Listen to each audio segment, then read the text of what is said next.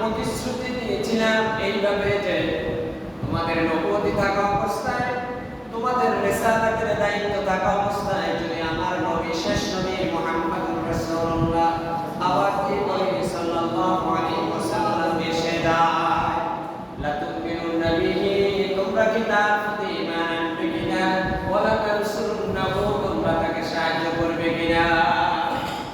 অবনবী ওই সময়ের সব পয়গম্বর আমাকে প্রতিশ্রুতি দিয়েছিল,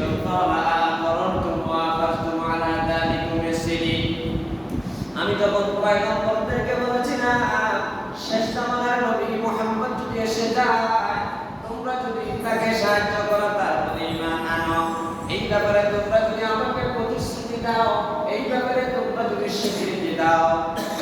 সব পয়গম্বর বলেছিলেন ক্বালু আতারনা, আমরা অবশ্যই আপনাকে প্রতিশ্রুতি দিচ্ছি, আপনাকে স্বীকৃতি দিচ্ছি, আমাদের নবুয়তি থাকা অবস্থায়, আমাদের রিসালাতের দায়িত্ব থাকা অবস্থায় যদি শেষ জামানার নবী এসে যায়, আমরা তাকে সাহায্য করব, তার প্রতি ঈমান আনবো।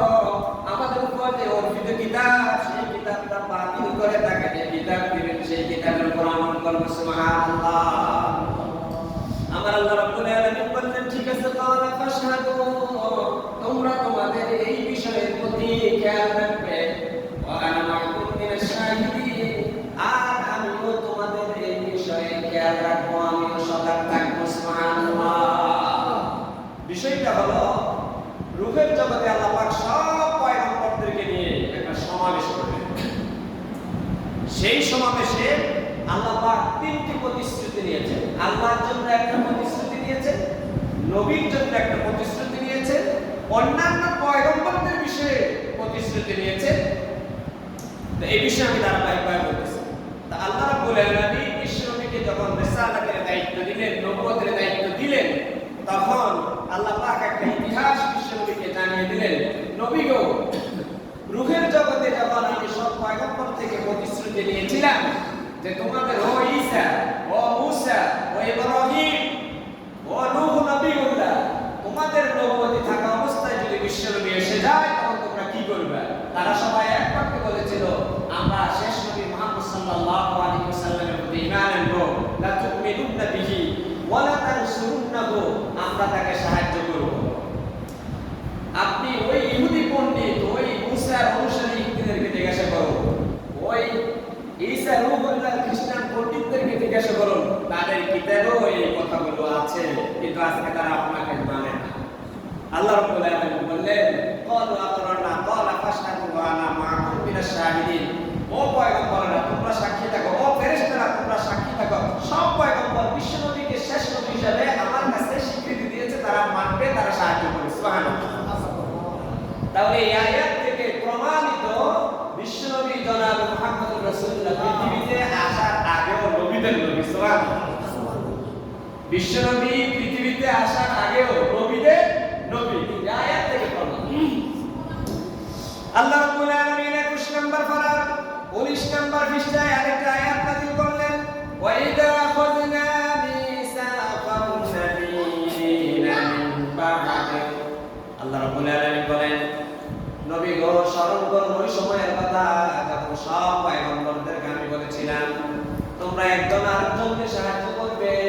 এমনও হতে পারে একজনের নবুয়তি চলাকালীন অবস্থায় আরেকজন নবুয়তের দায়িত্ব পেতে পারেন, এরকম হইছে না লূত আলাইহিস সালাম যখন নবী হযরত ইব্রাহিম ও খলিলুল্লাহ তখন সমসাময়িক নবী হযরত মূসা আলাইহিস সালাম যখন নবী হযরত হারুন আলাইহিস সালাম তখন নবী আল্লাহ নবীদেরকে বললেন তোমরা এক নবী আর এক নবীকে সাহায্য করবা এক নবী আর এক নবীকে সহায়তা করবা কোন নবীর বিরোধিতা করতে পারবে না এরপর আল্লাহ পাক আরেকটি অঙ্গীকার দিলেন পৃথিবীতে যত মানুষ এসেছিল যত মানুষ বর্তমানে আছে কিয়ামত পর্যন্ত যত মানুষ আসবে সব মানুষ থেকে আল্লাহ নিজের জন্য একটা প্রতিশ্রুতি নিলেন তার নবীর জন্য একটা প্রতিশ্রুতি নিলেন নবীদের কাছ থেকে আর পৃথিবীতে যত মানুষ ছিল বর্তমানে আছে কিয়ামত পর্যন্ত আসবে সব মানুষদের থেকে আল্লাহকে রব মানার বিষয়ে প্রতিশ্রুতি আল্লাহ পাক নিয়ে নিয়েছেন সুবহানাল্লাহ আল্লাহ রাব্বুল আলামিন বলেন ওয়া ইযা আখাযা রাব্বুকা মিন বানি আদামা মিন যুহুরিহিম আলাস্তু বিরাব্বিকুম ক্বালু বালা আল্লাহ রাব্বুল আলামিন বলেন হে পৃথিবীর মানুষেরা তোমরা কি মনে আছে কিনা তোমাদের স্মরণে আছে কিনা যখন তোমরা তোমাদের আদি পিতা বাবা মুসলিমুল্লাহ পৃষ্ঠে দাঁড়িয়েছিলেন দাঁড়িয়ে খ্রিস্টান ছিলেন তখন আমি সবার কাছ থেকে সব লোকের জগতের লোকের কাছ থেকে আমি এই কমিটমেন্ট নিয়েছিলাম আমি কি তোমাদের রব নয় তোমাদের প্রভু নয় তোমরা সবাই এক বাক্যে বলেছিলাম বালা অবশ্যই আপনি আমাদের রব তাহলে লোকের জগতে আল্লাহ নিজের প্রতিশ্রুতি যে তোমরা আমাকে রব হিসাবে স্বীকার করবি না আমরা সবাই স্বীকার করে এসেছি আল্লাহকে রব মানব বিশ্বনবী জনাবে মুহাম্মদুর রাসূলুল্লাহ সাল্লাল্লাহু আলাইহি ওয়াসাল্লামের ব্যাপারে সব নবীদের কাছ থেকে স্বীকৃতি নিয়েছে যে তোমরা নিজেরা থাকা অবস্থায় যদি তোমাদের নবী তোমাদের কাছে যদি বিশ্বনবী এসে যায় তোমরা নিজেরা সাহায্য করবা তার প্রতি ঈমান আনবে তোমরা যদি জীবদ্দশায় মুহাম্মদ সাল্লাল্লাহু আলাইহি ওয়াসাল্লাম না আসে তোমরা তোমাদের অনুসারীদেরকে বলে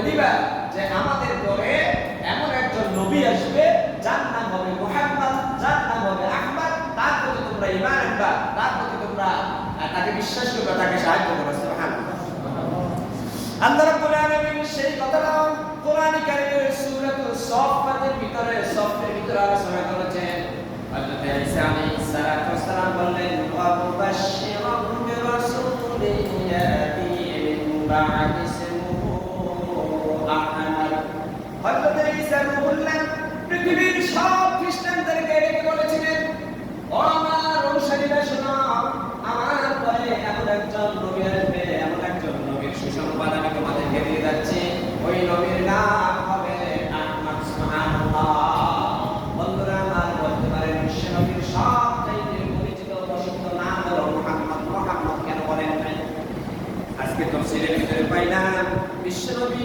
জনাব মুহাম্মদুর রাসূলুল্লাহ সাল্লাল্লাহু আলাইহি ওয়াসাল্লাম ফরমায়েছেন আসমানে রূহের জগতে সবাই আমাকে আহমদ হিসেবে চিনে জমিনের মানুষগুলোর কাছে আল্লাহ পাক আমার নাম রাখতে বলেছেন আমার মাকে মুহাম্মদ সুবহানাল্লাহ ঊর্ধ্ব জগতে ফেরেশতারা নবীরা আমাকে আহমদ হিসেবে চিনে দুনিয়ার জগতে মানুষ আমাকে মুহাম্মদ হিসেবে চিনে সুবহানাল্লাহ তাহলে আয়াত থেকে ক্লিয়ার হয়ে গেল বিশ্বনবী জনাব মুহাম্মদুর রাসূলুল্লাহ সাল্লাল্লাহু আলাইহি ওয়াসাল্লাম পৃথিবীতে আসার আগে নবী ছিল আমার ভাইরা বিশ্বনবী জনাব মুহাম্মদুর রাসূলুল্লাহ সাল্লাল্লাহু আলাইহি ওয়াসাল্লামের নূরকে আল্লাহ পাক সর্বপ্রথম সৃষ্টি করেছেন বিশ্বনবী তার পবিত্র জবান দিয়ে ঘোষণা দিলেন আল্লাহ খালাকাল্লাহু নূরে আল্লাহ পাক সর্বপ্রথম আমার নূরকে তৈরি করেছেন এই হাদিস শরীফের বিশুদ্ধতা নিয়ে কি লোকাল আছে কিন্তু এটার ব্যাপারে একেবারে সঠিক কথা সেটাও বলা যাবে না কিন্তু বিশ্বনবী এই কথা বলেছেন কি লোকাল বলতে কি বুঝি আমরা কেউ কেউ বলে যে হাদিস শরীফটা দুর্বল এই হাদিস শরীফটা সহিহ এটার বিষয়ে সাহাবায়ে কেরামের এবং বর্ণিত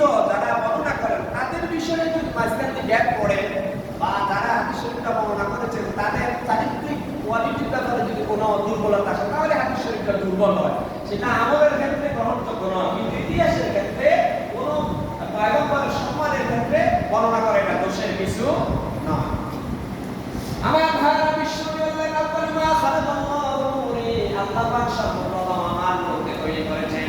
আল্লাহ পাক এই আয়াত এই হাদিস শরীফে কোরআন কারীমের 6 নম্বর পারার 9 নম্বর পৃষ্ঠা সূরাতুল মাইদার আয়াত নাযিল করলেন। কামাতাকুম মিনাল্লাহি নূর, সুবহানাল্লাহ, ওয়া কিতাবুম মুবিন। আমি তোমাদের কাছে একটা নূর প্রেরণ করেছি। কি প্রেরণ করেছি? নূর, একটা নূর প্রেরণ করেছি। তাকে সাথে দিয়েছি একটি সুস্পষ্ট কিতাব। তাহলে সুস্পষ্ট কিতাব তো আমরা বুঝলাম কোরআন শরীফ। তাহলে নূর দ্বারা আল্লাহ পাক এই আয়াতে বিশ্বনবী জনাব মুহাম্মদ রাসূলুল্লাহকে নূর বলেছেন। সুবহানাল্লাহ। প্রিয় ভাইরা আমার, বিশ্বনবী জনাব মুহাম্মদ রাসূলুল্লাহ সাল্লাল্লাহু আলাইহি ওয়াসাল্লামের ওই নূর যখন বাবা মুসাফিউল্লাহকে তৈরি করলেন, ওই নূর যখন কতটুকু বাবা মুসাফিউল্লাহ দেহের ভিতরে প্রবেশ করে দিলেন, হযরত আদম মুসাফিউল্লাহ নূরটা তার বডির ভিতরে প্রবেশ করে ফেলল। সুবহানাল্লাহ। আমার আল্লাহ রাব্বুল আলামিন তার ফেরেশতাদেরকে বললেন, ও ফেরেশতারা, তোমাদের সামনে যেই আদমকে আমি তৈরি করলাম, এই আদমের পেশানি মুবারক, কপাল মুবারকে বিশ্বনবীর নূর আছে, সুতরাং তাকে সম্মান শ্রদ্ধা করা চেষ্টা দাও। সুবহানাল্লাহ। প্রিয় ভাই সব আমার, এরপরে বিশ্বনবী বলেছেন, আউয়ালু আনা আউয়ালু ওয়া আখিরু, আমি এই সর্বপ্রথম মানুষদের ভিতরে, নবীদের ভিতরে সর্বপ্রথম আমাকে আল্লাহ পাক তৈরি করলেন। নবীদের ভিতরে সবশেষে সর্বশেষে আল্লাহ পাক আমাকে পৃথিবীতে প্রেরণ করেছেন। ওয়া আনা আউয়ালুশ শাফি, হাশরের ময়দানে আমি মুহাম্মদ সর্বপ্রথম সুপারিশকারী হয়ে যাব। সুবহানাল্লাহ। বিশ্বনবী বললেন, আমি সর্বপ্রথম মহান পয়গম্বর যারা, তাদের ভিতরে আল্লাহ পাক আমাকে প্রথম সৃষ্টি করেছেন। মানুষদের ভিতরে সর্বপ্রথম আদম সফিউল্লাহকে তৈরি করেছেন। তাহলে বিশ্বনবী বলেছেন, না না আউয়ালু, আমি সর্বপ্রথম মানুষ, আমি সর্বপ্রথম নবী। তারপরে আমার আগমন হলো নবীদের শেষে। ওয়া না আউয়ালুশ শাফি, হাশরের ময়দানে আমি সর্বপ্রথম মানুষের জন্য সুপারিশকারী হয়ে যাব। সুবহানাল্লাহ। এরপরে বিশ্বনবী জনাব মুহাম্মদ রাসূলুল্লাহ সাল্লাল্লাহু আলাইহি ওয়াসাল্লাম নয়, সব নবীরা যে পৃথিবীতে এসেছেন তখন থেকে নবী, তখন তাদেরকে রূপের জগতে সৃষ্টি করেছেন, তখন থেকে তারা নবী। সব নবীরা রূপের জগতে যেই দিন আল্লাহ পাক নির্দেশ দিয়ে দিলেন, সেই দিন থেকেই নবী। আল্লাহ পাক তাকে যখন পছন্দ করেছেন, তাকে যখন মনোনীত করেছেন পৃথিবীতে প্রেরণ করার জন্য নির্দেশ দিয়েছিলেন, ওই নবীরা তখন এই পৃথিবীতে এসেছেন। তাহলে নবী সিলেকশন হয়েছে আশরাফের। নবী সিলেকশন হয়েছে কোথায়? নবী কি সিলেকশনে হয় না ইলেকশনে হয়? নবীরা কি মানুষের ভোটে হয় না আল্লাহ সিদ্ধান্তে হয়? আল্লাহ পাক যখন রূপের জগতে আল্লাহ পাক বলে দিয়েছেন 3 নাম্বার পারা 19 নাম্বার পৃষ্ঠায়, ওই দাখালাল্লাহু মিসাকান নাবিয়িনা, আল্লাহ নবীদের থেকে ওয়াদা নিয়েছেন। পায়ো ওয়াদা আসার আগে কি বলতে পারেন আল্লাহ নেতাদের থেকে ওয়াদা নিয়েছেন? ওয়াদা আসার পরেই তো বলছে। আল্লাহ বললে আমি নবীদের কাছ থেকে, তাহলে নবী বানাইছে, তারপর নবীদের কাছ থেকে বিশ্বনবীকে শ্রেষ্ঠ হিসাবে মানা বা তার অনুসারীদেরকে শ্রেষ্ঠ হিসাবে মানার জন্য স্বীকৃতি দিয়েছে। তাহলে আগেই তো আল্লাহ নবীদেরকে কি নবী বানিয়ে দিয়েছে। তাহলে টোটালি ঈমান হলো সব পয়গম্বরদেরকে আল্লাহ পাক রূহের জগতে সিলেকশন করে নবী, কাউকে নবী বানাইছেন, কাউকে রাসূল বানাইছেন। নবী আর রাসূলের ভিতরে বিকাশ কম আছে। যাদেরকে নতুন নতুন শরীয়ত দিয়েছেন, আসমানি কিতাব দিয়েছেন, তারাই হলেন রাসূল। যারা কিতাব পান নাই, পূর্ববর্তী নবীর শরীয়ত, পূর্ববর্তী নবীর রিসালাতের উপর ঈমান এনে আল্লাহ ওহীর মাধ্যমে দাওয়াত দিয়েছেন, তারা হলেন রাসূল। সব নবী কিন্তু কিতাব পান নাই। মুসা আলাইহিস সালাম হলেন রাসূল, তারপরে ঈসা আলাইহিস সালাম হলেন রাসূল, মুহাম্মদ সাল্লাল্লাহু আলাইহি ওয়াসাল্লাম হলেন রাসূল। সব নবী রাসূল নয়, কিন্তু সব রাসূল নবী। এটা কথা ক্লিয়ার করি। মন্ত্রী হতে হলে এমপি হওয়া শর্ত, মন্ত্রী হতে হলে এমপি হওয়া শর্ত। হ্যাঁ, বাংলাদেশের সংবিধানের প্রেক্ষাপট কোথায় আছে সেটা ভিন্ন কথা, কিন্তু প্রধানমন্ত্রী হতে হলে কি হওয়া শর্ত? কথা বলেন, এমপি হওয়া শর্ত। তাহলে রাসূল হতে হলে আগে নবী হতে হবে। রাসূল হলো যারা নতুন করে শরীয়ত পেয়েছেন, যাদেরকে আসমানি কিতাবে দান করে তাদেরকে সম্মানিত করবেন, তারা হলেন রাসূল। যারা আসমানি কিতাব পান নাই, পূর্ববর্তী নবীদেরকে যে আসমানি কিতাব দিয়েছেন, ওই কিতাব অনুসরণ করে মানুষদেরকে দাওয়াত দিয়েছেন, আর তাকে আল্লাহ পাকের ওহীর মাধ্যমে সমকালীন মানুষদেরকে দাওয়াত দিয়েছেন, তাদেরকে বলা হয় নবী। যেমন আদম সফিউল্লাহ হলেন নবী, আদমকে কখনো কি আমরা রাসূল বলেছি? আদম সফিউল্লাহ বলি। তাহলে এখান থেকে আমরা সম্মান পাই, সব নবীকে সৃষ্টি করার আগে মুহাম্মদ সাল্লাল্লাহু আলাইহি ওয়াসাল্লামকে সৃষ্টি করেছেন, আর সব নবীরা রূহের জগৎ থেকেই নবী হয়ে পৃথিবীতে এসেছেন। হযরত ঈসা রূহুল্লাহ পৃথিবীতে যখন আসলেন, তার আম্মাকে নিয়ে যখন ইহুদিরা বিভিন্ন ধরনের আজেবাজে মন্তব্য করতে শুরু করল, হযরত ঈসা রূহুল্লাহ বললেন, ইন্নী আব্দুল্লাহ আতানিয়াল কিতাবা ওয়া জাআলানি নাবিয়্যা। ওই খ্রিস্টান ইহুদিরা আমার আম্মাকে নিয়ে যে আজেবাজে কথা বলো, ঈসা আলাইহিস সালাম মাত্র ভূমিষ্ঠে পৃথিবীতে আসলেন, একেবারে শিশু, মাত্র মায়ের পেট থেকে পৃথিবীতে আসলেন। যখন ইহুদিরা বলল, ইয়া উখতা হারুন মা কানা আবুকা ইমরা, এ হারুনের বোন, ঈসা আলাইহিস সালামের আম্মা হযরত হারুনের বোন, ইয়া উখতা হারুন, এ হারুনের বোন, এ নবীর বোন, তুমি এই বাচ্চা কই পাইলা? আমরা তো জানি তোমার বিবাহ হয় নাই, তাহলে বিবাহ না হলে বাচ্চা আসবে কোথায় থেকে? ওয়ালাম আকু বাদিয়া, আর আমরা এই কথা বলবো না এটা যার সন্তান, নাউজুবিল্লাহ, আমরা এই কথা বলবো না এই সন্তান যার, তবে তোমার তো বিয়ে হয় না, তাহলে তুমি এই সন্তানটা পাইলা কই? আল্লাহ রাব্বুল আলামিন হযরত ঈসা রূহুল্লাহ মুজিজা বিকশিত করে দিলেন। আল্লাহ রাব্বুল আলামিন হযরত মারিয়ামকে বললেন, তুমি তোমার সন্তানের দিকে ইশারা করে বুঝিয়ে দাও এই সন্তান কোথায় থেকে এসেছে, সন্তানকে জিজ্ঞাসা করো। হযরত ঈসা রূহুল্লাহ জবাব দিলেন, ইন্নী আব্দুল্লাহ, আমি আল্লাহর বান্দা, আতানিয়াল কিতাব, আমার কাছে ইনজিল আসবে, ওয়া জাআলানি নাবিয়্যা, আমাকে আল্লাহ নবী বানায় ফেলেছেন, সুবহানাল্লাহ। তাহলে ঈসা আলাইহিস সালাম এখনো নবুয়ত দাওয়াত পৃথিবীতে দেওয়া শুরু করেন নাই, কিন্তু মায়ের পেট থেকে সেই ঘোষণা দিলেন, ওয়া জাআলানি নাবিয়্যা, আমাকে আল্লাহ পাক নবী বানাইছেন, সুবহানাল্লাহ। তাহলে কি বুঝা গেল? নবীরা যখন পৃথিবীতে আসে তখন থেকেই নবীদেরকে যখন লোকের জগতে আল্লাহ পাক সিলেকশন করেছেন, তখন থেকেই নবী নবুয়তের দায়িত্ব প্রচারের যখন অর্ডার দেন তখন প্রচার করেন। যেমন আমাদের নবীকে 40 বছর বয়সে নবুয়তের দায়িত্ব, নবুয়তের ঘোষণা দেওয়ার জন্য আল্লাহ পাক অর্ডার দিয়েছেন, সুবহানাল্লাহ।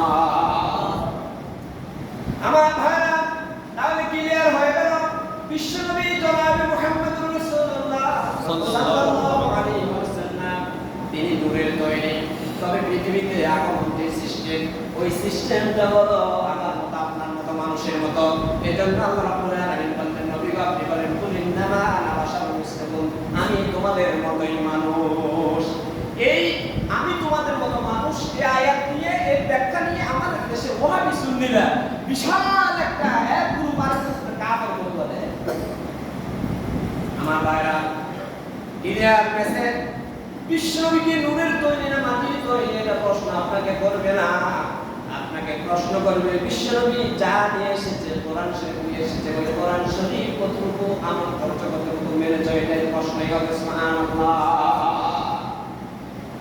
এখন বিশ্বনবী যে বললেন, ইন্নামা আনা বাশারুন মিসলুকুম, আমি তোমাদের মতো মানুষ, এই কথাটা কেন বললেন? এর বলার কারণ আছে। যেমন আদম ও সফিউল্লাহ বললেন, রব্বানা যালামনা আনফুসানা, হে আমাদের রব, আমরা জুলুম করেছি,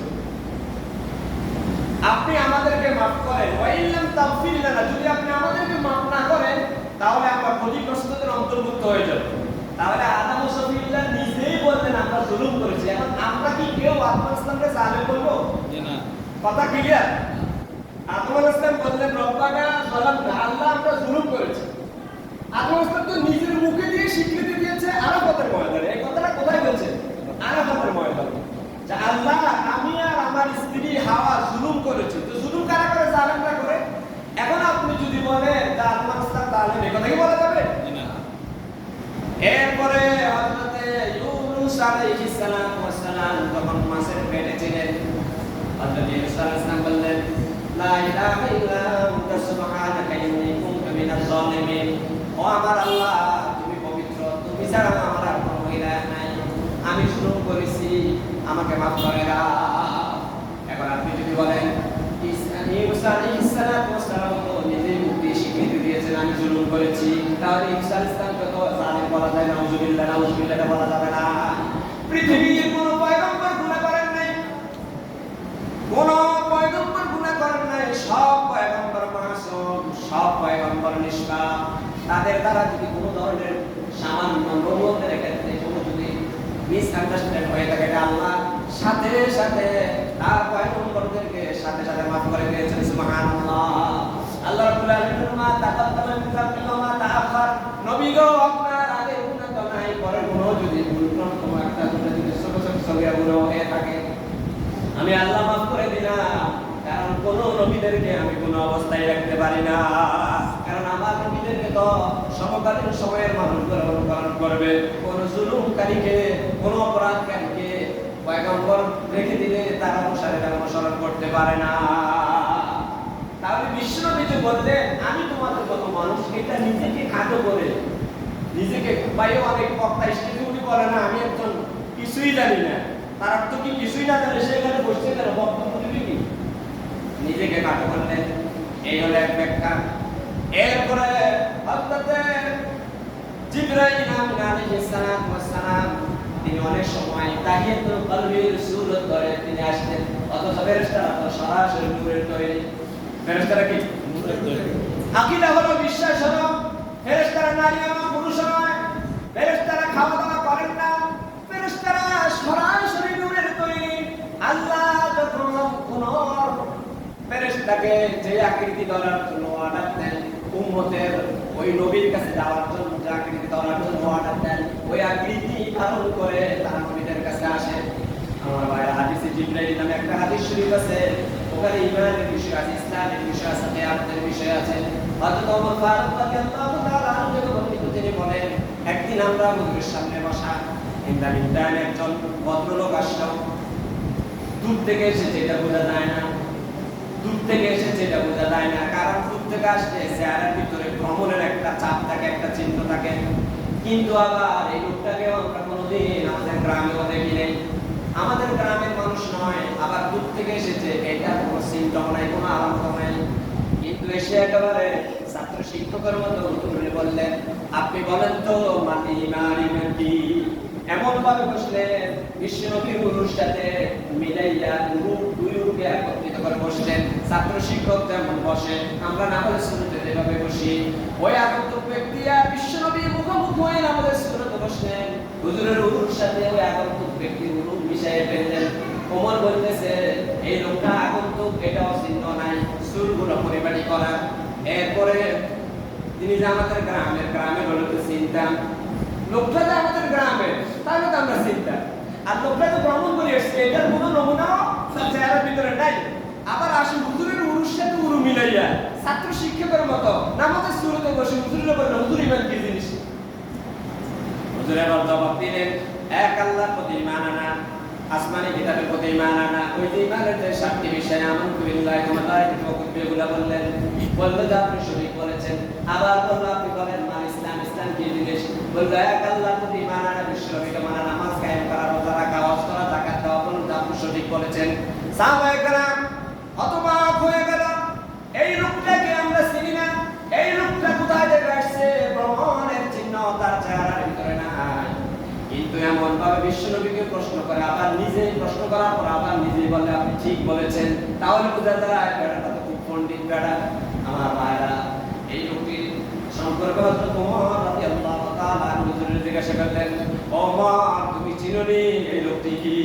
ওমর বলল আল্লাহু আ'লাম ওয়া রাসূলুহু, এই লোকটার সম্পর্কে আল্লাহ এবং তার রাসূলই ভালো জানে।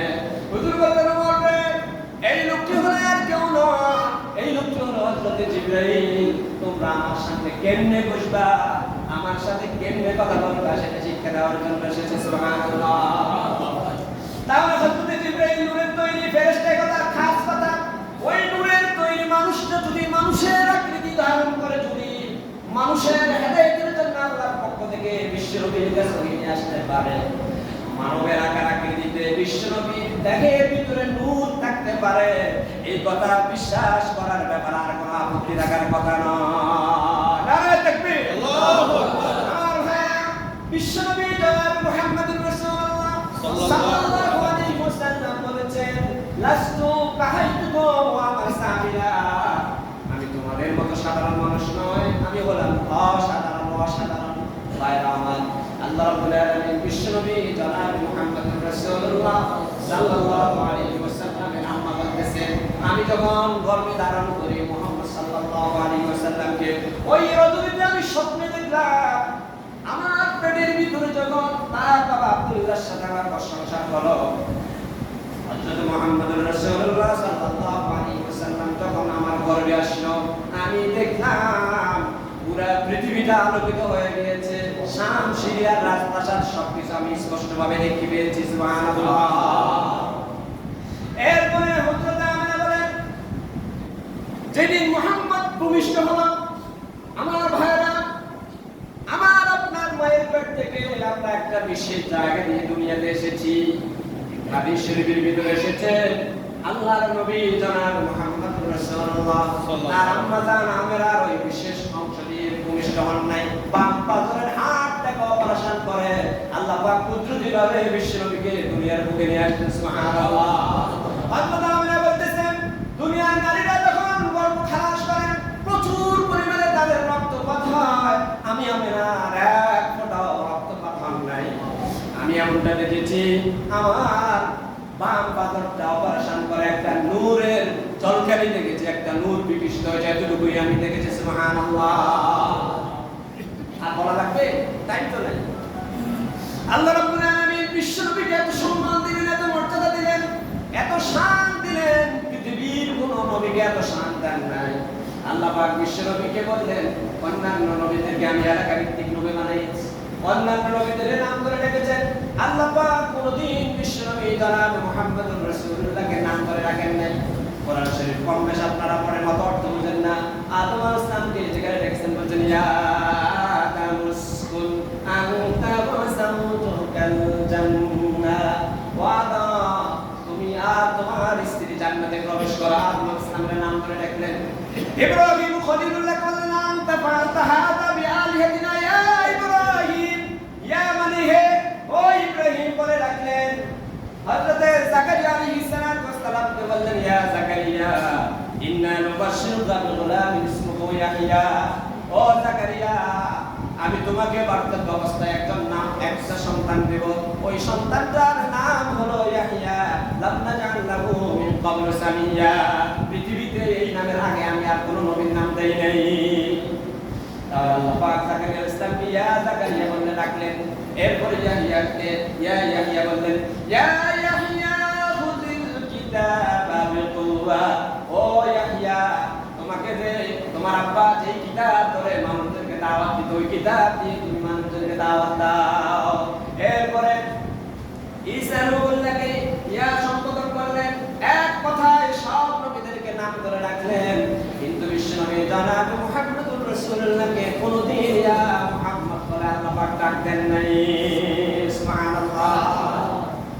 আমার ভাইরা, আল্লাহ রাব্বুল আলামিন গোটা পৃথিবীর সব পয়গম্বরদেরকে নিষেধ করেছেন তারা যেন তাদের উম্মতদেরকে বলে যায়, এবং আল্লাহ পাক আয়াত দিয়ে পৃথিবীর সব মানুষদেরকে নিষেধ করেছেন ইয়া মুহাম্মদ যেন কোনদিন না বলে, বলবে ইয়া নবী সালামু আলাইকা ইয়া রাসূল, সালামু আলাইকা, আসসালামু আলাইকা আইয়ুহান নবী ওয়া রাহমাতুল্লাহ। নামাজে সালামে দুরুদে কোথাও ইয়া মুহাম্মদ শব্দ আল্লাহ পাক ব্যবহার করেন নাই। আমার ভাইরা, বনু তামিম গোত্রের লোকেরা আসলো বিশ্বনবীর কাছে, আল্লাহর হাবিব দুপুরের খাবার খেয়ে ঘুমাইতে আছেন। বনু তামিম গোত্রের লোকেরা বলল, আখরিজনা ইয়া মুহাম্মদ, ও মুহাম্মদ আমাদের কাছে বের হয়ে একটু আসেন, আপনার সাথে কথা আছে। আমার আল্লাহর বরদাস্ত হয় নাই, আমার আল্লাহ এত রাগান্বিত হলেন, আমি স্বয়ং মুহাম্মদের স্রষ্টা হয়ে আমি কোনদিন আমার নবীকে ইয়া মুহাম্মদ বলে ডাকি না, তোরা এত বড় বেয়াদবি কোথায় থেকে শিখছস, আমার নবীকে ইয়া মুহাম্মদ বলে ডাক দিলি, খবরদার খবরদার। ইন্নাল্লাযীনা ইউনাদুনাকা মিন ওয়ারাইল হুজুরাত, হুজুরাত মানে হলো স্পেশাল কামরা, আমার নবীকে স্পেশাল কামরার কাছে এসে ইয়া মুহাম্মদ বলে কোনদিন ডাকবা না। এমনটা যদি করো তাহলে আমালকুম, তোমাদের মনের অজান্তে তোমাদের আমলগুলো নষ্ট নষ্ট হয়ে যাবে। নাউজুবিল্লাহ। আমার ভাইরা, বিশ্বনবী একদিন মদিনা শরীফের বাজার দিয়ে হেঁটে যাচ্ছেন। একদল লোক বিশ্বনবীকে আবুল কাসেম বলে ডাকলেন। রাওয়ায়াতের ভিতরে এসেছে ইয়া মুহাম্মদ, আরেকদল বলতেছে ইয়া মুহাম্মদ বলে ডাকলেন। আল্লাহ পাক সেখানে সূরাতুন নূরের শেষ আয়াতের আয়াত প্রতিবাদ করলেন, লা তাজআলু দুআআর রাসূল বাইনাকুম কাদুআই বা'দিকুম বা'দা। হে পৃথিবীর মানুষেরা, তোমরা যেরকম তোমাদের এক ভাইকে আরেক ভাইকে বড় সন্তানের নাম ধরে ডাকো। আবুল কাসেম, বিশ্বনবীর বড় ছেলের নাম ছিল কাসেম। আমাদের গ্রামে, আমাদের সমাজে বড় সন্তানের নাম ধরে আমরা অনেক সময় ডাকি কিনা, ও অমুকের বাপ, ও তমুকের বাপ, এভাবে ডাকি। আমার আল্লাহ বিশ্বনবীর ব্যাপারে তাদের নতুন সময়ের মানুষদেরকে ঘোষণা দিয়ে দিলেন, খবরদার তোমরা যেরকম একজনকে আরেকজনের নাম ধরে ডাকো, একজনকে আরেকজনকে অমুকের বাপ তমুকের বাপ ধরে নাম ধরে ডাকো, খবরদার আমার নবীকে অমুকের বাপ আবু কাসেম বলে ডাকবে না, ইয়া মুহাম্মদ বলে ডাকতে পারবে না। আর কত সম্মান আল্লাহ পাক বিশ্বনবীকে দিলেন। আমার ভাইরা, আরেকটি ইতিহাস শুনি। বনু তামিম গোত্রের লোকগুলো এসেছে বিশ্বনবীর কাছে। ওই বনু তামিম গোত্রের লিডার কে হবে, নেতা কে হবে, নেতৃত্ব কে দিবে? আল্লাহর হাবিব সাল্লাল্লাহু আলাইহি ওয়াসাল্লামের কাছে যাওয়ার আগে আবু বকর আর ওমর ছিল সামনের পক্ষে। ওমর একজনের নাম প্রস্তাব করলো, আবু বকর আরেকজনের নাম প্রস্তাব করলো। ওমরের নাম তার নাম প্রস্তাব করলো, আর আবু বকর যেই নাম প্রস্তাব করলো, দুজনের নাম প্রস্তাব নিয়ে একটু বিতর্ক হয়েছে। বিতর্ক হওয়াটাই স্বাভাবিক, কারণ সাহাবায়ে কেরামের বিতর্ক হতেই পারে। পরে বিশ্বনবী এটা সংশোধন করে দিলেন, সেটাও সাহাবায়ে কেরামের বিতর্ক নিয়ে কোন কথা বলা যাবে না। এই ব্যাপারটা যখন আল্লাহর হাবিবের কাছে গেলাম, আল্লাহর হাবিব বললেন, ইয়া আইয়ুহান নবী, ইয়া আইয়ুহাল্লাযীনা আমানু লা তুকদ্দিমু বাইনা ইয়াদাইল্লাহি ওয়া রাসূলিহি। আল্লাহ পাক আয়াত নাযিল করে বললেন, আবু বকর রে, ওমর রে, খবরদার নবীর সিদ্ধান্ত ছাড়া কেউ কার কোন গোত্রের নেতা হবে নাম প্রস্তাব করা যাবে না। আল্লাহু আকবার। এরপরে এই বিষয়টা নিয়ে আবু বকরের মনে আর ওমরের মনে একটু মনোমালিন্য হলো। আবু বকর আর ওমর কোনো ধরনের কথা কাটাকাটি হতে গিয়ে একটু উচ্চ আওয়াজ হয়ে গিয়েছিল। আল্লাহ রাব্বুল আলামিন আয়াত নাযিল করে বললেন, খবরদার আবু বকর, ওমর বিশ্বনবীর সামনে উচ্চ আওয়াজে কথা বলতে পারবে না। তার ফারওয়াসাতাকুম, যদি বিশ্বনবীর সামনে তোমরা কথা বলতে গিয়ে যদি বিশ্বনবীর আওয়াজের চাইতে তোমাদের আওয়াজ যদি বড় হয়ে যায়, আনতা হামাতা আমালুকুম ওয়া আনতুম তাশউরুন, তোমাদের মনের অজান্তে তোমাদের আমলগুলো আমি আল্লাহ নষ্ট করে ফেলবো। নাউজুবিল্লাহ। কার ব্যাপারে বলছে? আবু বকরের ব্যাপারে আর ওমরের ব্যাপারে। এই দুইজন কি সাধারণ সাহাবী না অসাধারণ সাহাবী? অসাধারণ সাহাবী। তাহলে এই দুইজনের ব্যাপারে খবরদার, তোমরা সাহাবীর থেকে এক আর দুই হতে পারো, কিন্তু নবীর সামনে কথা বলতে হলে নবীর সাউন্ডের চাইতে তোমাদের সাউন্ড বড় করা যাবে না। আমার ভাইরা, আবু দারদা রাদিয়াল্লাহু তাআলা আনহু আর আবু বকর সিদ্দিক একাত্রে হাঁটতে আছেন। আবু দারদা আবু বকরের সামনে দিয়ে হাঁটতেছেন। হুজুর সাল্লাল্লাহু আলাইহি ওয়াসাল্লাম আবু দারদারে বলেন, আবু দারদারে, আবু বকর সম্পর্কে তুমি জানো কিনা?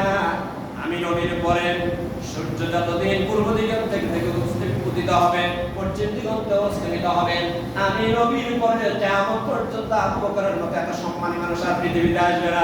ও আবু দারদা, কেমনে তোমার সাহস হয় আবু বকরের সামনে দিয়ে হাঁটতে? সুবহানাল্লাহ। তাহলে আয়াত থেকে আমরা কি পাইলাম? মুরব্বী যারা তাদেরকে আগে দিবেন, শিক্ষক থেকে আগে শিক্ষককে হাঁটতে দিবেন, এটাই হলো ভদ্রতা। সাহাবায়ে কেরামদের উস্তাদ ছিল বিশ্বনবী। কোনদিন সাহাবায়ে কেরাম বিশ্বনবীর সামনে দিয়ে হাঁটেন নাই, একজন আরেকজনকে রেসপেক্ট করতেন। আবু দারদা ছিলেন অল্প আমলের সাহাবী, আবু বকর ছিলেন তার চাইতে বেশি প্রাধান্য। এজন্য হুজুর বললেন, আবু দারদা রে, আবু বকরের সামনে দিয়ে কোনদিন নিজেকে আগ বাড়িয়ে হাঁটিও না। ভাই, কোরআন শরীফের প্রতিটি অধ্যায়, প্রতিটি বিষয় থেকে আমাদের আপনার জন্য শিক্ষণীয় আছে। এরপরে আয়াত থেকে আরেকটি শিক্ষণীয় বিষয় হলো, এখন থেকে যে আয়াত বলবে, আয়াতের প্রেক্ষাপট এবং শিক্ষণীয় বিষয়গুলো আমরা জানতে চেষ্টা করব। কেউ যদি সম্মানিত মানুষ হয়, তার নাম ধরে ডাকা যাবে না, এটা কোরআন শরীফ শিক্ষা দিয়েছে। তার উপাধি দিয়ে ডাকবেন, উপাধি নিয়ে ডাকবেন। তার যদি কোনো পদ থাকে, তাকে উপাধি দিয়ে ডাকবেন। এটা হলো কোরআন কারীমের থেকে শিক্ষা। আপনি একজন মাস্টার যদি অমুক নাম তমুক নাম ধরে ধরে ডাকেন, একজন চেয়ারম্যানকে যদি নাম ধরে ডাকেন, একজন মেম্বারকে যদি নাম ধরে ডাকেন, একজন আল্লাহওয়ালা মানুষকে যদি নাম ধরে ডাকেন, আপনার বয়সে যিনি সিনিয়র তাকে সম্মান দিয়ে থাকবেন। এটা কোরআন শরীফ আমাদেরকে শিক্ষা দেয়। আল্লাহ পাক আমাদের সবাইকে যে কথাগুলো বলেছি আমল করার জন্য কবুল করুন। ওয়া মা তাওফীক ইল্লা বিল্লাহ। যারা কাবলা